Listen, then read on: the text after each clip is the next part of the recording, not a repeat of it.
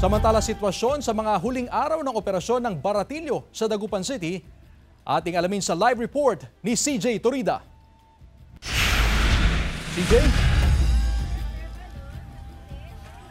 Chris, nandito tayo ngayon sa Galvan Street kung saan nakapwesto ang Baratillo dito sa lungsod ng Dagupan. Makikita natin sa aking likuran, Chris, mga kapuso, na normal pa naman ang kalakalan ng Baratillo sa huling 2 araw ng operasyon nito.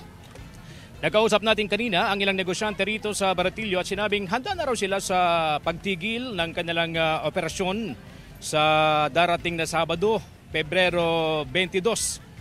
Pero depende pa raw kung hihingi ang kanilang organizer na ma-extend ang kanilang operasyon. Pero depende rin yan kung papayagan ng lokal na pamahalaan.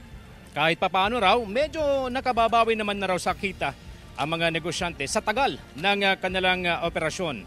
Nobyembre noong nakarang taon, Chris, nang mag-umpisa ang operasyon ng Baratillo dito sa lungsod ng Dagupan. Dahil malapit nang matapos ang operasyon, ang ilang negosyante rito ay nagbagsak na ng presyo ng kanilang bilihin ng halos 50%. Kaya sa mga nais mamili, pasyal na rito sa Baratillo upang makatipid sa murang presyo. Balik sa iyo, Chris. Maraming salamat, CJ Torida.